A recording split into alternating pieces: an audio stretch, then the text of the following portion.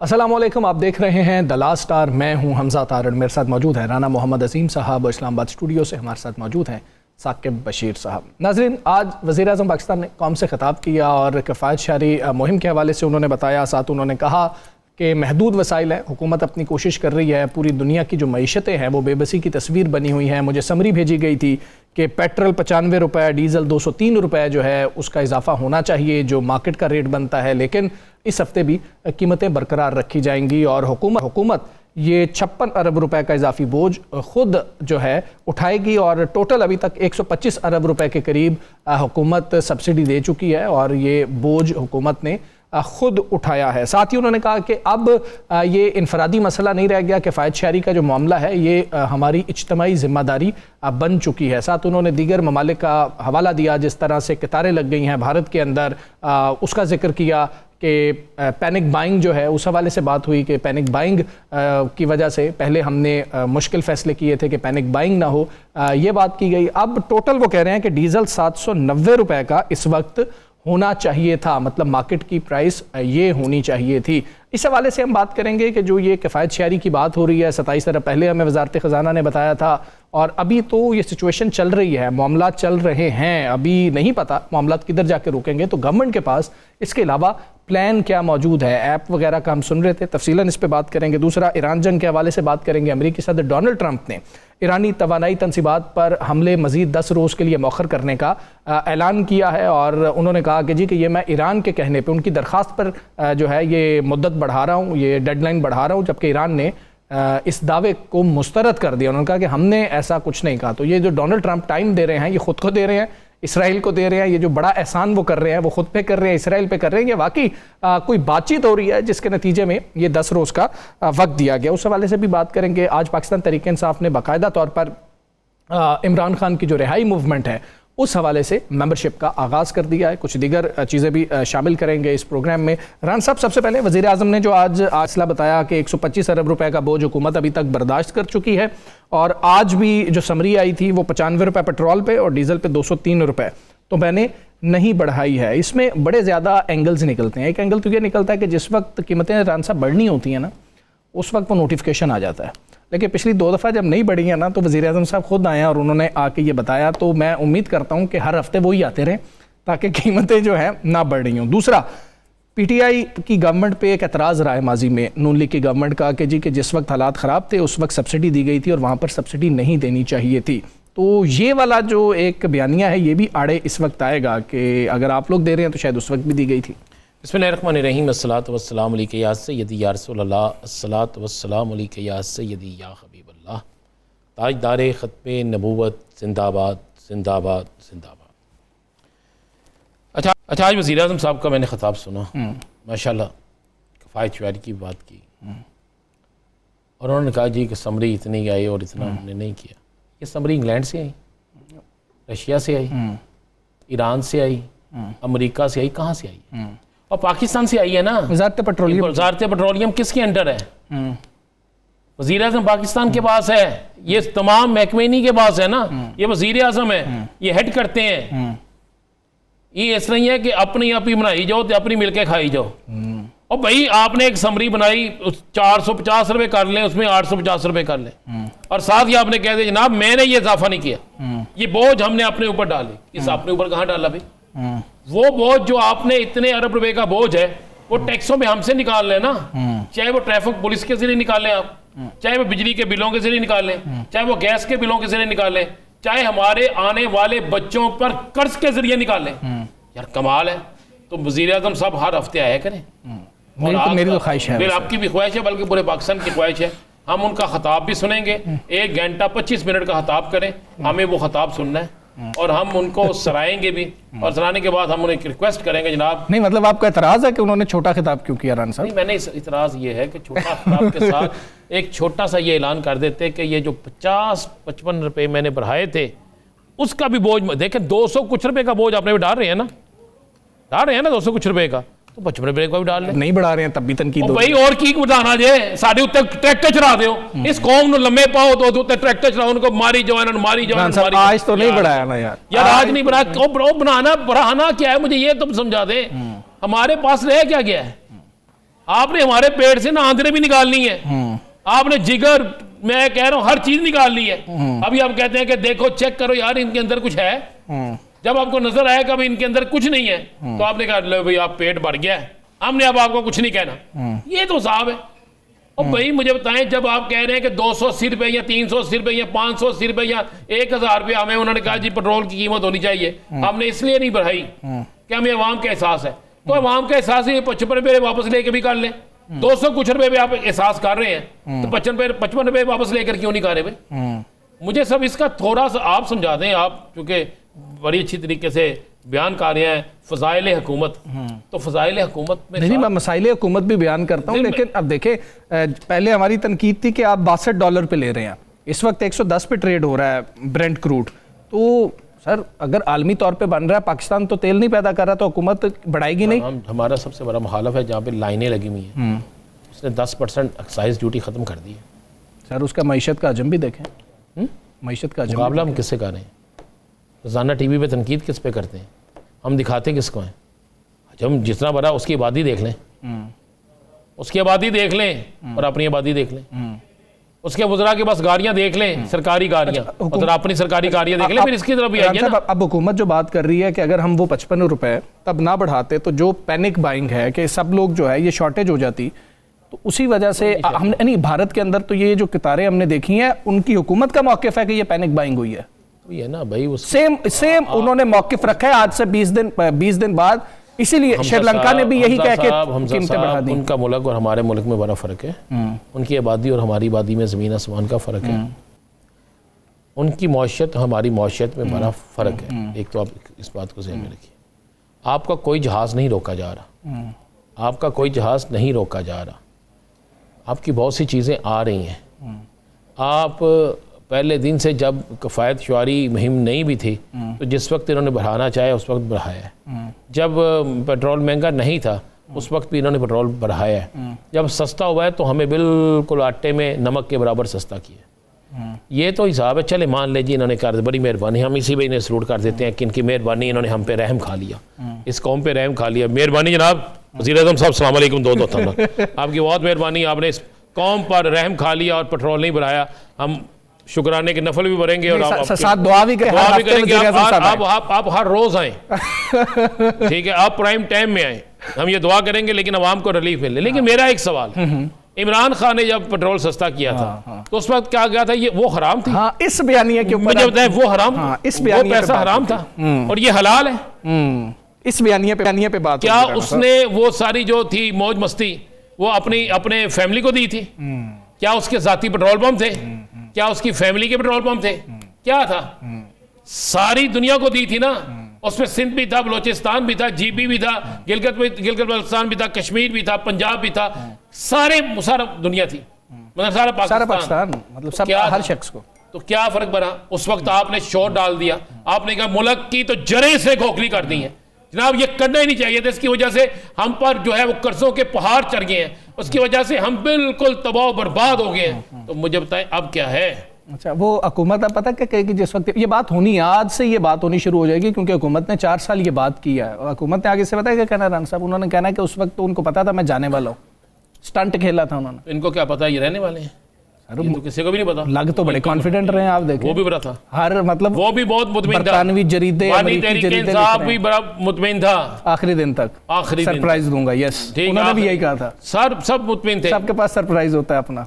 बस यही है ना। मैं तो यही कहना चाह रहा हूँ हुजूर की बुला कि वो सब मुतमिन थे, मुतमिन हैं, मुतमिन रहेंगे।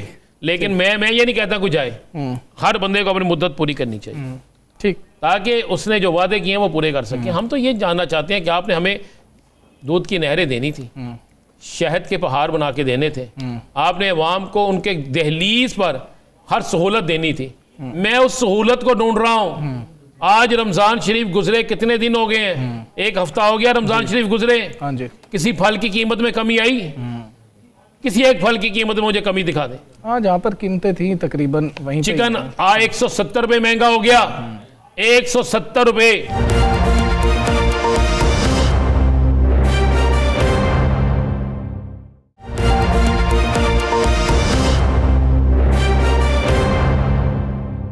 साकिब साहब सस्ता लब्ध होएगा हुकूमत ने जो फैसला किया है, इस फैसले को आप किस तरह से देखते हैं? अब मामला यही है कि अगर वो बढ़ाते हैं तब तो तनकीद होती है और हर हुकूमत पे होती है। अब जिस वक्त नहीं बढ़ा रहे हैं तो अपने पुराने बयानिए की वजह से तनकीद तो अभी भी होगी, जिसका अभी राना साहब भी जिक्र कर रहे हैं। फैसला कैसा है, हालात कैसे हैं? जो हुकूमत जस्टिफिकेशन दे रही है, हर हुकूमत ही देती है अपने दौर में, आपको समझ आती है? मेरे ख्याल में दुरुस्त फ़ैसला है और ये अवाम के हक़ में ही आप इस फ़ैसले को कह सकते हैं। उसकी वजह ये है कि अगर जो पेट्रोलियम प्राइसेस हैं इंटरनेशनली, अगर देखा जाए 28 फरवरी को ये जो जंग है वो शुरू हुई थी। जब हम बात कर रहे हैं तो इस वक्त भी इस जंग का जो मामला है वो ख़त्म नहीं हुआ। आज 27 मार्च है और जो डोनाल्ड ट्रंप साहब ने 10 दिन यानी कि 5 या 6 अप्रैल तक उन्होंने टाइम दिया है कि वो पावर प्लांट्स पर हमला नहीं करेंगे। पावर प्लांट्स पर हमले नहीं होंगे, दोनों तरफ के बाकी हमले जारी रहेंगे। ये मतलब जो हमने पिछले 5 दिन में, तो इसका जी तवानाई जो तनसीबात हैं उन पर हमला नहीं होगा, बाकी हमले जारी हैं। पिछले 5 दिन में भी यही पोजीशन है। तो जंग इस वक्त भी जारी है, पेट्रोलियम प्राइसेस ऊपर नीचे वो जा रही हैं। तो इसका मतलब ये हुआ कि जिस पोजीशन में पाकिस्तान ने ये प्राइसेस बढ़ाई थी, उसके बाद से ऑनवर्ड आज मेरे ख्याल में ये तीसरा हफ्ता है, पोजीशन तब्दील नहीं हुई और पाकिस्तान में पैनिक भी क्रिएट नहीं हुई। स्टेबल है, सूरत हाल स्टेबल है, लोग जो है वो जैसा तैसा है, गवर्नमेंट जो उसको आ रही है। मेरा ये ख्याल है कि तीसरा हफ्ता है, हुकूमत को ये क्रेडिट देना चाहिए कि उन्होंने ज्यादा नहीं तो कुछ ना कुछ ये पेट्रोलियम प्राइसेस रोक के भी, क्योंकि हर हफ्ते लोग, हर जुमे को लोग इंतजार उनको होता है कि शायद अभी बढ़ जाएंगी पेट्रोलियम प्राइसेस। फिर जो तरक्याती जो फंड्स हैं वहाँ पे जो कटौती की गई है या कफ़ायत शारी की कोशिश की जा रही है, ठीक है, हम उस पर क्रिटिसाइज करेंगे कि प्राइम मिनिस्टर साहब कराची गए या वहाँ पे वज़रा की वो सारे गए मिल के जेट्स पे, इस तरह करके उन पे उनको थोड़ा सा कंट्रोल करना होगा ताकि जो हुक्मरान हैं खुद दिखाएं कि वो कफ़ायत शारी नज़र आ रही हो कि हम फलां बड़े ट्रिप्स जो है वो कैंसिल कर रहे हैं और आवाम भी फिर उस कफ़ायत शारी पे अमल करेगी।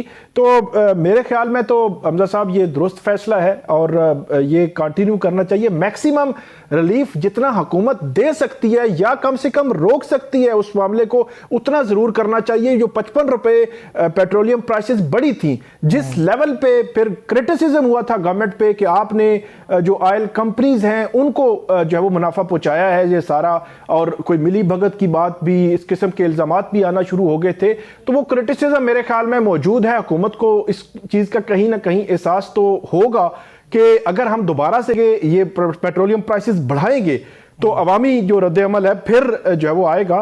तो उस लिहाज से बेहतर फैसला है। और एक और जो चीज़ इसमें तकरीर में वो भी आई है कि जो प्राइम मिनिस्टर हैं उन्होंने इंदिया दिया है कि स्मार्ट लॉकडाउन में की तरफ जाने का आइंदा उन्होंने कहा है कि 1-2 रोज में इस हवाले से कोई ऐलानात हो जाएंगे। तो इसका मतलब ये हुआ कि ये जो 31 मार्च तक एक तो स्कूल्स बंद किए हुए हैं या स्मार्ट लॉकडाउन को अब कौन कौन सी चीज़ें कहाँ क्या करेंगे ये एक्सटेंड करेंगे, मजीद जो है वो वर्किंग आवर्स या जो वर्क फ्रॉम होम जो है वो करेंगे, या जो है वो जिस तरह ऐप का जिक्र किया जा रहा है, या कोई पेट्रोल जो है वो एक फिक्स कर देंगे कि इतना आप जो है वो ले सकते हैं। इसमें मल्टीपल चीज़ें जो है वो आ रही हैं।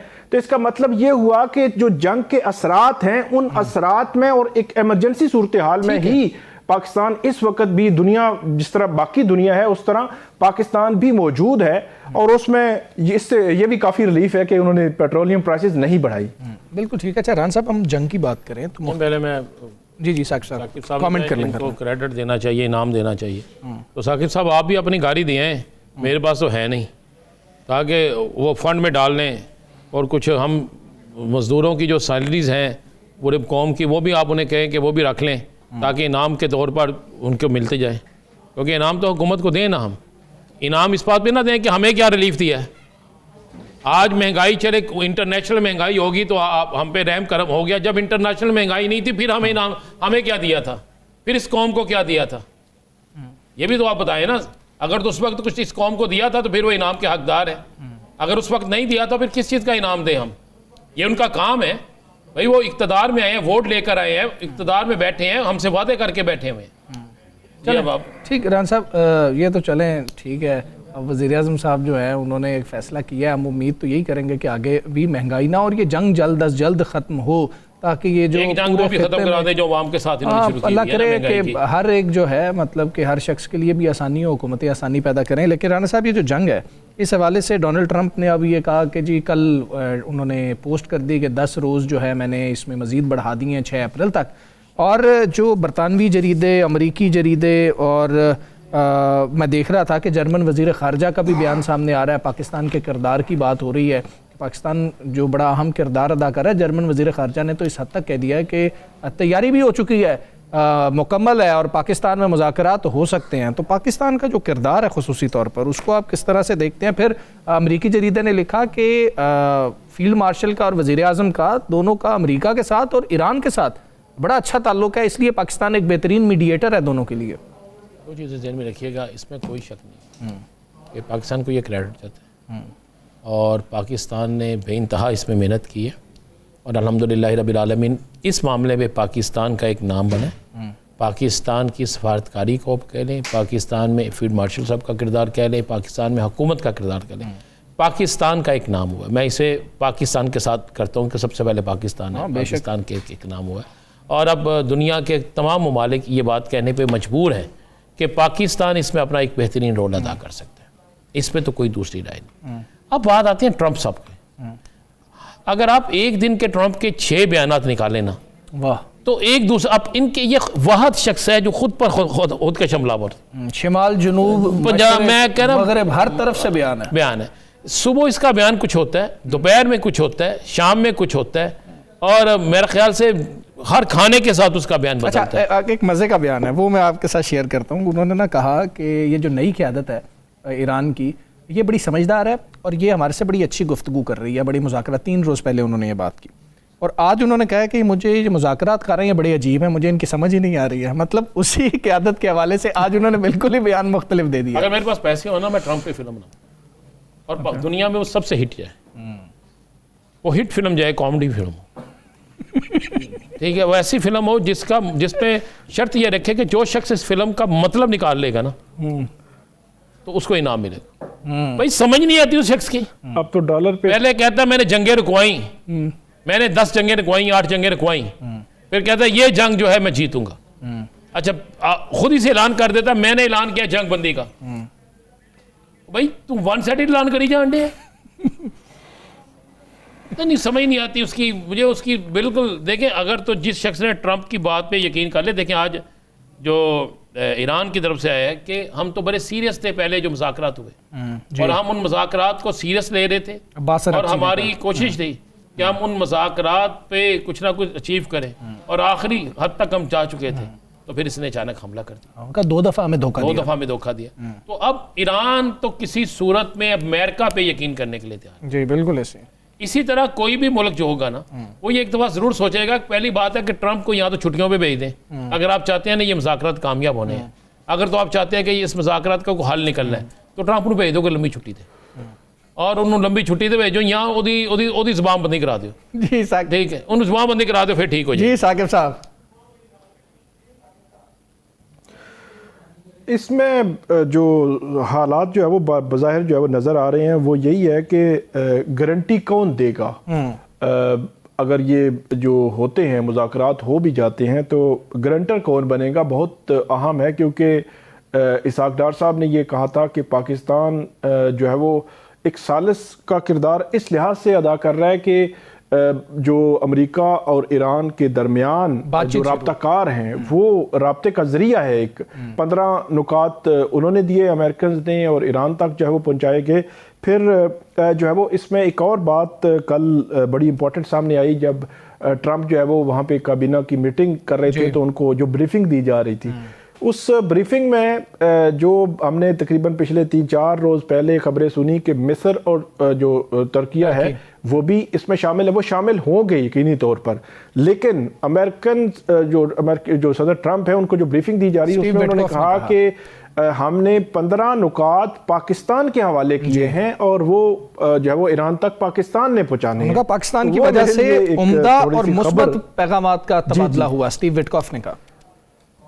जी, वो खबर जो है वो उस लिहाज से अहम थी कि अमरीकी जो है सिर्फ पाकिस्तान का नाम ले रहे हैं, तुर्किया और मिस्र का नाम नहीं ले रहे, तो उस हवाले से पाकिस्तान की अफादियत ज़्यादा बढ़ जाती है। फिर 10 रोज़ जो इसमें बढ़ाए गए 5-6 अप्रैल तक, जो उन्होंने जो उनकी तवानाई की तनसीबात है उनको अटैक करने के हवाले से उन्होंने कहा है, तो वो भी जो यही मुज़ाकरात की कोशिशें हैं जिनको जब वो आगे बढ़ाया गया। कौन गारंटर होगा, यही सबसे बड़ा सवाल है। हम ब्रेक लेंगे, ब्रेक के बाद वापस आएंगे। स्टे विद अस।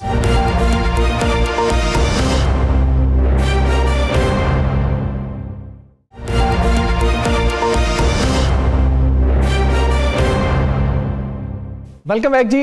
वज़ीर आज़म साहब की जानिब से कुछ फ़ैसले किए गए हैं, उस हवाले से भी हम बात करेंगे। और रिहाई मूवमेंट की मेंबरशिप का बाकायदा तौर पर आगाज़ कर दिया है पाकिस्तान तहरीक इंसाफ ने। और रिहाई मूवमेंट अब किस तरह से चलाई जाएगी, ये मेंबरशिप जो मुकम्मल हो जाएगी तो उसके बाद का लाएअमल क्या होगा, और क्या उम्मीदें हैं पाकिस्तान तहरीक इंसाफ को इस रिहाई मूवमेंट से, इस हवाले से हम बात करेंगे। हमारे साथ मौजूद है पाकिस्तान तहरीक इंसाफ के रहनुमा तर्जुमान शेख वकास अकरम साहब। शेख साहब अस्सलाम वालेकुम, बहुत शुक्रिया आपका। असर जो हुकूमत फैसले कर रही है उस हवाले से भी हम बात करेंगे, लेकिन पहले ये जो रिहाई मूवमेंट का बाकायदा आगाज़ कर लें या मेंबरशिप का बाकायदा आगाज़ कर दिया गया है, पीटीआई को सर उम्मीदें क्या हैं इससे?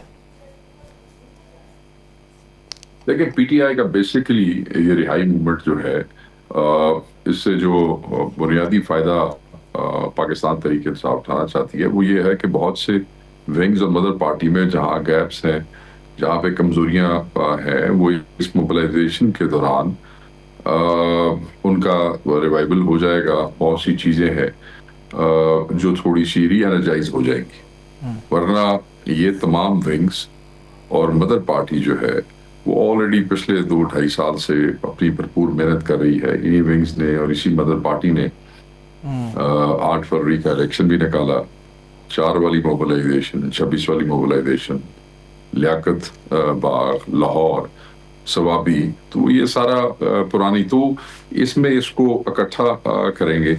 और यही बताया गया है वज़ीर आला सुहेल आफरीदी साहब की तरफ से। और रजिस्ट्रेशन मुकम्मल ये होगी कि इसमें वॉलंटरीली जो लोग विंग्स में से या मदर पार्टीज में से आना चाहेंगे, ऑब्वियसली जो जिम्मेदारान है उनका तयन तो जो है वो सुहेल आफरीदी साहब करेंगे, मगर ऑब्वियसली वो भी अगले जिम्मेदार की मर्जी से ही होगा। उसके बाद नीचे जो मोबिलाइजेशन है वो लोगों को री एनर्जाइज करेगी। Once the registration is completed, तो उसके बाद वो फिर इवेंट्स का, रैलीज का, मार्चेस का, वो जो भी लाएअमल है वो दोबारा शेयर करेंगे एक दफ़ा पब्लिक के साथ, और वो फिर आपके सामने होगा। एक्चुअली आप यही कह सकते हैं कि खान साहब की हम तो ऑलरेडी कहते थे कि 9 मई से ऑनवर्ड्स ही हम एक तहरीक में हैं, और हर वो चीज़ जो इस दौरान हुई है ऑन गोइंग तहरीक का हिस्सा है और वो मूवमेंट है। तो ये जो स्ट्रीट मूवमेंट है ये पाकिस्तान तहरीक इंसाफ की बड़ी तहरीक का एक हिस्सा है, एक जुज़्व है। और इसके खतोखाल जो है वो, क्योंकि ये प्रपोज ही सुहेल आफरीदी साहब की तरफ से की गई, ये इसके खतोखाल भी उन्होंने ही डिफाइन किए हैं और लेके भी यही उसको चलेंगे। अच्छा शेख साहब, आपको यकीन था जिस तरह आज अचानक से एक वहाँ पे अवाम आई और जितना बड़ा जमे गफ़ीर था, हमें भी उम्मीद नहीं थी, लेकिन जितना बड़ा जमे गफ़ीर था और जिस तरह लोग आए, क्या आपको यकीन था कि लोग इसी तरह इंतज़ार कर रहे हैं और लोग इसी तरह निकलेंगे, और आप समझते हैं कि आने वाले दिनों में भी यही जमे गफ़ीर रहेगा? देखिए सर, आज तो बिल्कुल हमें यकीन था यही होगा, क्योंकि कल परसों से तमाम MPs को और पार्टी अहदेदारान जो KP के अंदर है, फिर MPs जो पंजाब के अंदर है, इनको बाकायदा मैसेजेस इनवाइट करके बुलाया गया था ना सर। पंजाब से तो ऐसे कोई नहीं आ जाता खुद ब खुद, तो बिल्कुल यकीन था कि लोग टर्न आउट जो है वो बेहतर होगा। और देखें, ये तो केपी है, यहाँ हमारी हुकूमत है, स्ट्रीट मूवमेंट के हेड खुद मौजूद थे, राजा साहब मौजूद थे, अपोजिशन लीडर पंजाब गए हुए थे अपनी एमपीएस के साथ, और यहाँ पे कोई ऐसा खतरा भी नहीं है पेशावर के अंदर कि लोगों को आने में कोई घबराहट हो। तो बिल्कुल ये तो बिल्कुल मुतवक्को था, इसमें तो कोई ऐसी बात नहीं है। अब यही चीज़ें जब रजिस्ट्रेशन मुकम्मल होने पे या रजिस्ट्रेशन के अमल के दौरान केपी से बाहर निकल के सिंध और पंजाब में जाएंगी, बलूचिस्तान में जाएंगी, तो फिर चीज़ें जो है वो हमारे लिए हार्ड हैं, और वहाँ पे हमें देखना पड़ेगा कि चीज़ें कैसे चलनी हैं। यही डिस्कशन हुई है वज़ीर आला के साथ। शेख साहब ये बताइएगा कि नवंबर 2024 आपका बड़ा जो एहतजाजी मुजाहरा या जो भी उसको आप नाम दें वो हुआ था, जिससे हुकूमत भी एक दफ़ा जो है वो हिली थी, अगरचे मामला जो है वो आगे ना बढ़ सके। लेकिन नवंबर 2024 के बाद हम देख रहे हैं तकरीबन ये 16 माह बनते हैं। तो इन 16 माह में 8 फरवरी का भी आपका एहतजाज गुजरा, आपके जलसे केपी में भी गुजरे, सब कुछ हुआ, लेकिन गवर्नमेंट बिल्कुल जो है वो सुकून में है, उनको बिल्कुल कोई फ़र्क नहीं पड़ा। तो ये 16 माह के बाद पहला बड़ा इवेंट आपका लग रहा है बज़ाहिर। तो एक तो ये बताइएगा कि आपका जो नवंबर 2024 का एहतजाज था वो मुझे याद है, अली अमीन गंडापुर साहब और बुशरा बीबी और ये वो लोग थे, उसमें तादाद के लिहाज से तो बहुत ज़्यादा लोग थे, मतलब उसमें कसीर तादाद थी। इस मूवमेंट में क्या मुख्तलिफ होगा जो मतलब आप समझ रहे हैं कि आप अपना जो रिहाई मूवमेंट है या रिहाई कराने के लिए उसको अचीव कर सकेंगे? एक साथ ही सवाल ले लें, ये डाटा कैसे सिक्योर रहेगा? क्योंकि आपको केपी में तो प्रोटेक्शन है, पंजाब, सिंध और बलूचिस्तान में मेरे ख्याल में आपके कारकुनान को प्रोटेक्शन नहीं होगी कि अगर डाटा लीक होता है तो उनकी गिरफ्तारियां और सारी चीज़ें जो हो जाएंगी। तो ये दो सवालात हैं। देखिए सर, पहली बात तो ये है कि जलसे जुलूस अगर आप केपी में करेंगे तो उससे फेडरल गवर्नमेंट को या पंजाब हुकूमत को या जो वस्ताई हुकूमत जिसका हम इन जनरल सामना कर रहे हैं उससे कोई फ़र्क नहीं पड़ता। तो जो आप कह रहे हैं कि मूव नहीं किए, इसलिए कि ऑब्वियसली इस्लामाबाद के टूवर्ड्स कोई मूवमेंट नहीं थी, पंजाब के अंदर कोई movement as such mega movement नहीं थी, सिंध में एक स्ट्रीट मूवमेंट का बहुत बड़ा इवेंट जो है वो हलीम आदिल शेख ने होस्ट किया, जिसमें गए चीफ मिनिस्टर। आप देखें कि वहाँ भी वेलकम करने के बाद जिस वक्त चीज़ें आउट ऑफ कंट्रोल हुई और आवाम हद से बाहर हो गई, बहुत ज़्यादा निकल आई, तो वहाँ ये दोबारा अपनी बात से फिर गए और दोबारा कंटेनर और जलसे की इजाज़त भी नहीं दी। और आपने देखा कि वो भी जम्मे गफीर था, हज़ार लोगों की तादाद थी। आप अगर केपी के अंदर हम जलसे करते रहेंगे तो हमारी हुकूमत है, उससे वस्ताई हुकूमत को क्या डर है? आप चाहे वहाँ मतलब 10,000 का जलसा कर लें, चाहे 20,000 का जलसा कर लें। जब आपने रेफरेंस दिया है 26 तारीख का, तो ऑब्वियसली जिस वक्त मेगा मोबिलाइजेशन होती है पुरअमन आईनी एहतजाज के नतीजे में, और हज़ार लोग जो है वहाँ उस वक्त 1.25 लाख से ज़ायद लोग जो थे वो 26 को हमारे रिकॉर्ड के मुताबिक वो पहुँचे। तो हर ऐसी मूवमेंट जिसका ऐलान जो है वो बाकी हुकूमत को मजबूर कर देता है, कंटेनर लगा के रोड्स बंद करने पे, गिरफ्तारियां करने पे, रात को छापे मार के बंदे उठाने पे, वो ये फैक्टर होती है। तो वो अगर हम पेशावर में एक्टिविटी करते हैं तो उससे किसी को कोई फर्क नहीं पड़ता है, अदर देन के एक साइकोलॉजिकली और मोबिलाइजेशन के हवाले से चीज़ें जो है वो आपको नज़र ज़रूर आती हैं, मगर उस हुकूमत के लिए चीज़ें मतलब ऐसे है ना, मैं आपको बताता हूँ, अगर हम अपने घर में बैठ के कट करते रहेंगे तो हमारे मुखालिफ को क्या फ़र्क पड़ता है? कोई फ़र्क नहीं पड़ता। जिस वक्त हम घर से निकलेंगे बाहर तो उस वक्त उनको फ़र्क पड़ता है। तो घर में इकट्ठे होने का मकसद ये तो हो सकता है कि हम दोबारा मैं कहूँगा कि मोबिलाइज हो रहे हैं, री एनर्जाइज हो रहे हैं, तंजीम साजी कर रहे हैं, अपने गैप्स जो है वो मुकम्मल कर रहे हैं, but then there is nothing more than that.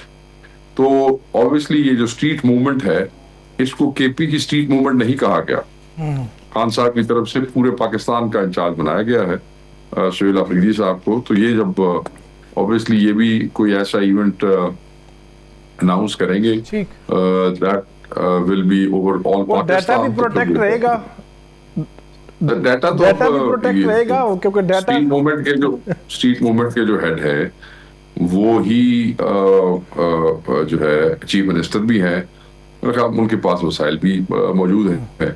तो डाटा प्रोटेक्शन उनकी जिम्मेदारी है और डाटा प्रोटेक्टेड रहेगा। अगर नहीं रहेगा तो आपका अपना वर्कर जो है वो मुसीबत में और मसाइल का शिकार होगा। या तो जहाँ डाटा नहीं भी होता वहां भी जाकर उठा लेते हैं बंदे, उनको भी प्रोटेक्ट करना पड़ता है। आप देखेंगे किस तरीके से। हाँ ठीक। शेख साहब, वज़ीर आज़म ने आज कौम से खिताब किया, उन्होंने कहा कि बड़े महदूद वसाइल हैं हुकूमत के पास, लेकिन हम कोशिश कर रहे हैं कि आवाम को ये जो मुआशी झटके पूरी दुनिया में लग रहे हैं वो ना लगाए जाएं। उन्होंने बताया कि मुझे समरी थी 95 रुपये पेट्रोल महंगा किया जाए, डीज़ल 203 रुपये महंगा किया जाए, लेकिन मैंने मुस्तरद कर दी है और इस हफ्ते भी जो कीमतें हैं बरकरार रहेंगी। 56 अरब रुपए का इजाफी बोझ हुकूमत खुद बर्दाश्त करेगी। सर, फैसला है हुकूमत का, ये हुकूमत का मैं किया का सर देखें, ये है, इसको कहते हैं झूठी सरकार। ये एक झूठी सरकार है। उस पर मैं आता हूँ कि किस तरीके से कासिम खान के जो यूएन की जो गुफ्तगू है उसे कैसे ट्विस्ट करके, हालांकि उसकी वीडियोस भी मौजूद है, मगर ये झूठी सरकार जो है वो किस तरीके से जो उसने नहीं कहा उसी के ऊपर नैरेटिव बिल्ड करती रही और तमाम टीवी चैनल्स उसमें उनको सपोर्ट करते रहे। ठीक है, हमारे हजारों ठीक है शेख साहब, बहुत शुक्रिया आपका, आपने प्रोग्राम में हमिंग किया। यहाँ पर हम ब्रेक लेंगे, ब्रेक के बाद वापस आते हैं। स्टे विद अस।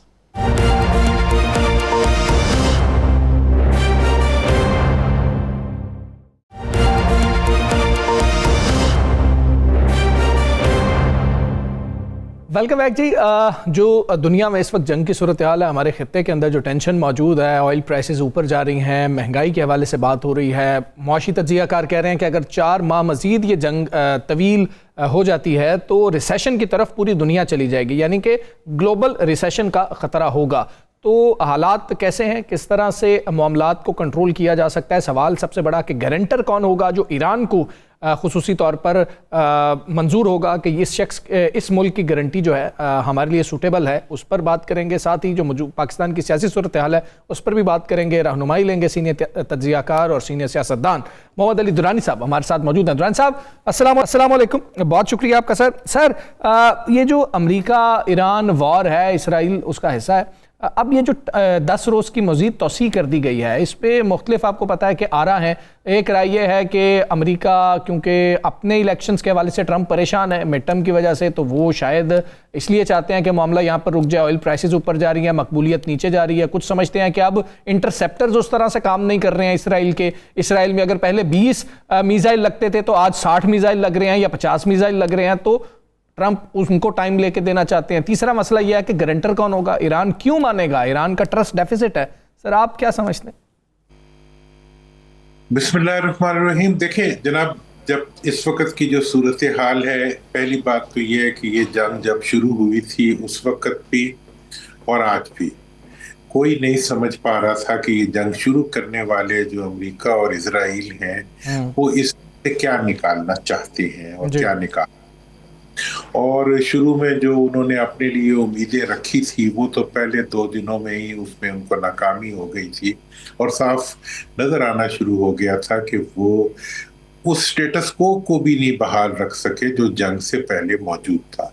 तो जंग अगर उन्होंने किसी कामयाबी के हसूल के लिए की थी तो वो उसमें तो वो जो हुर्मुज़ का रास्ता है वो भी बंद करवा बैठे, बजाय इससे कि जिस तौर पे गुजर रहे थे तो उसमें से तो वो कुछ नहीं ले सके।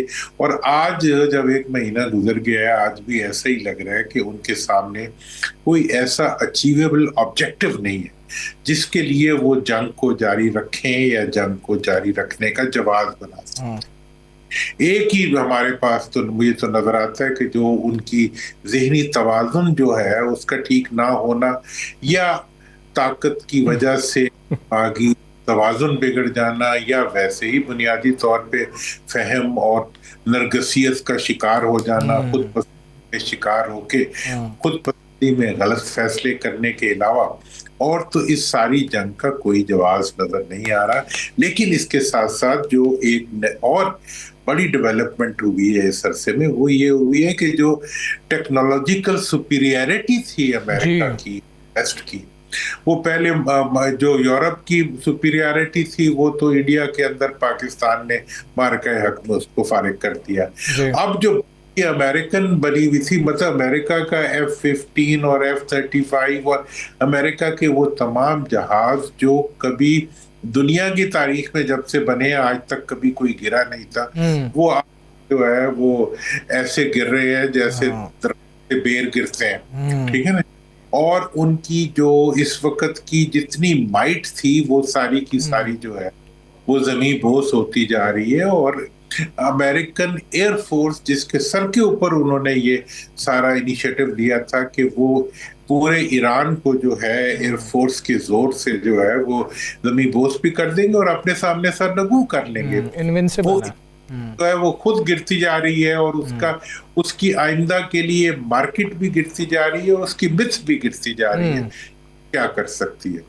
और दूसरा जो इससे बड़ी डेवलपमेंट हुई है वो ये हुई है कि एक तो इंटरसेप्टर्स जो थे वो तो रह गए बेचारे, तमाम डूम और थार्ड और जितने बड़े बड़े नाम थे वो सारे बेचारे, बड़े चौधरी जितने भी थे सारे फेल हो गए। लेकिन उससे बड़ी जो डेवलपमेंट हुई वो ये हुई कि ईरान की तरफ से आने वाला हाइपरसोनिक और क्रूज मिसाइल का जो एक हाइब्रिड मिसाइल था, उसने सारे के सारे जो मिसाइल की दुनिया के कॉन्सेप्ट्स हैं उनको पीछे डालते हुए एक नाकाबिले तस्खीर बिल्डिंग जो थी न्यूक्लियर हेडक्वार्टर की, उस पेनिट्रेट किया और उसके अंदर मौजूद सीनियर मोस्ट लोगों को जो है वो फारिग कर दिया या उनको मौत की नींद सुला दिया। अब देखें, ना तो आपके पास एयर सुपीरियरिटी रही और ना ही आपके पास रॉकेट और सरफेस टू सरफेस जो सुपीरियरिटी थी आपकी रोकने की और उसके टेक्नोलॉजी की वो ना रही। अब ऐसी सूरत में जो अमेरिका टाइम गेन कर रहा है 5 दिन 10 दिन, मैंने इसके ऊपर बहुत बात भी की है, मतलब जो इस वक्त डेफिसिट आ गया है टेक्नोलॉजी का वो पूरा करने के 10-15 दिनों में ये काम नहीं हो सकता। ये 5 से 6 साल का काम है कि जब आपने एक पूरा अपना डिफेंस सिस्टम डेवलप किया होता है उन अजम्पशंस के ऊपर कि आपके दुश्मन के पास क्या है, तो जब वो सारी की सारी अजम्पशंस गिर जाती हैं तो फिर उसका एक नया सिस्टम बनाने के लिए आपको बहुत ज्यादा वक्त और बहुत ज्यादा तहकीक की जरूरत होती है। लेकिन इस वक्त मुझे कहीं कोई अच्छाई नजर नहीं आ रही अमेरिका और इजराइल की तरफ। अच्छा जी, हमें समझ नहीं आ रही, आप बड़े सीनियर सियासतदान भी हैं, तजियाकार भी हैं। ट्रंप साहब एक दिन में 5 बयान देते हैं और 5 बयान एक दूसरे के उल्ट होते हैं। ट्रंप साहब जानबूझ के देते हैं, खबर की जीनत बनने के लिए देते हैं, या ट्रंप साहब के पल्ले कुछ नहीं है? पहले तो मैं आप पे एहतजाज करूंगा कि आप ट्रंप साहब को जो है इतना ज्यादा फेवर क्यों कर रहे हैं। आपने एक दिन में 5 का है, एक तकरीर में 15 चक्कर खाते हैं यार, मतलब के साथ मतलब 24 घंटे का टाइम, वो तो एक तकरीर में आप अगर देखें तो हर 3 मिनट के बाद वो एक नई बात कर देता है जो पहली बात की निस्बत बिल्कुल 180 पे होती है। तो इस लिहाज से तो मतलब यकीनी तौर पर एक ज़हनी बीमारी की तो कोई शक ही नहीं है उसके अंदर। मैं समझता हूँ ज़हनी परेशानी भी होगी और फिर कोई कहते हैं जी नरगसियत, खुद पसंदी का वो लेवल आ गया है जो अक्ल से फासरुल अक्ल कर देता है। लेकिन तो दुनिया का अजाब है दुनिया के लिए वो ये है कि दुनिया की सुपर पावर की कुर्सी पे बैठा हुआ एक आदमी जो है वो सुपर इनडिसेंट और सुपर मतलब जिसे कहते हैं ज़हनी बीमार हो चुका हुआ है और वो ऐसी ऐसी बातें कर रहा है और फिर भी कौम को उसको बर्दाश्त करना पड़ा है। हम तो जिन लोगों को बर्दाश्त करते हैं हम वो बर्दाश्त करते करते हमें अपने हुक्मरानों से बड़ी शिकायत पैदा हो जाती है। मुझे तो अमरीकनों पे तरस आ रहा है कि वो क्या सोचते होंगे कि हम किसे मुंतखब करके लाए हैं जिसको ना अपना सर का पता है ना पैर का पता है, जिसको उनके मफाद का पता है ना। दुरानी साहब ये बताइएगा, ये यहाँ पे जो पाकिस्तान में जो मामलात चल रहे हैं इसमें एक तो पीटीआई ने आज रिहाई मूवमेंट का आगाज़ किया या मेंबरशिप का आगाज़ किया है, तो क्या आपको लगता है कि जो पीटीआई पिछले 16 माह कोई बड़ा एहतजाज नहीं कर सकी, इमरान खान साहब की रिहाई के मामला तो अब बहुत दूर रह गया, अब तो मुलाकातें, तो इलाज, तो ये भी वहाँ पे भी उनकी बात नहीं मानी जा रही, तो रिहाई मूवमेंट ये कुछ कर सकेंगे या हुकूमत को कोई रहम आ जाएगा? क्योंकि मुलाकातें तो अब बंद हैं, 4 माह हो गए हैं, अब गवर्नमेंट के हाथ में ही है सारा कुछ बज़ाहिर। देखिए, मैं तो आपको पता है हमने तो बहुत ज्यादा हमेशा आज़ादी के लिए और खान साहब की रिहाई के लिए जितनी भी लोगों ने इक़दाम उठाए हैं, वैसे भी किसी को सियासी रहनुमा को जेल में रखना और फिर उसको इतनी आइसोलेशन में रखना ये एक नापसंदीदा अमल है। लेकिन मैं इस बात पे मुझे बड़ा अफसोस होता है कि इस वक्त जो पीटीआई की लीडरशिप है उनका भी ट्रंप वाला ही हाल है।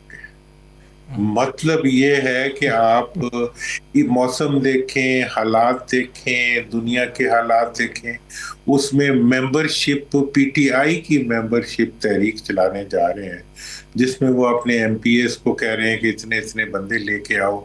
मतलब किस मौसम में आप क्या चीज कर रहे हैं? मुझे तो बिल्कुल, मैं मतलब तमाम तर हमदर्दी और तमाम एहसास के बावजूद के इलेक्शन के अंदर नाइंसाफ़ी हुई पीटीआई के साथ और उनकी लीडरशिप के साथ, जेल में नाइंसाफ़ी हो रही है, लेकिन उनकी जो मौजूद लीडरशिप है उनका कोई कदम जो है वो अंदर बैठी हुई लीडरशिप के रेफरेंस से या मुल्क के हालात के रेफरेंस से या पार्टी के रेफरेंस से या सियासत के रेफरेंस से, मतलब आई फील सॉरी कि मेरी हमदर्दियों के बावजूद मैं वहीं उसमें कहीं कोई अक्ल, दानिश, कोई फहम, और देखें जिस जो लीडरशिप इतनी पॉपुलर हो पब्लिक के अंदर, उसके साथ इतना बुरा सलूक करना उसकी पार्टी की तरफ से, ये तो बहुत ही एक तकलीफ देह अमर है। और मैं तो मतलब अब क्या इंसान कह सकता है, अब तो मतलब जैसे ट्रंप को अमेरिका वाले बर्दाश्त कर रहे हैं तो पीटीआई के जो बेचारे वर्कर होंगे, जो गवर्नमेंट है उसको को रहम आएगा? 4 माह से मुलाकातें की बंद की हुई हैं। गवर्नमेंट देखें जी, गवर्नमेंट वैसे ही बेचारी फॉर्म मतलब 47 की पैदा करता है, उनका तो पहले पूरा उन्होंने एफर्ट की कि वो किसी तरीके, हाँ एक तब्दीली है अभी इसमें, ये बड़ी इम्पोर्टेंट बात है कि गवर्नमेंट की पूरी कोशिश थी कि वो मतलब और पीटीआई को आपस में की कैफियत में रखे, और उसके अंदर वो कामयाब भी रहे। 2.5 साल उन्होंने पीटीआई की लीडरशिप को भी उस वक्त भी इस्तेमाल किया। बिल्कुल ठीक है, प्रोग्राम का वक्त खत्म हुआ। मुझे राना को, साकिब बशीर साहब को इजाज़त दीजिए। अल्लाह हाफ़िज़।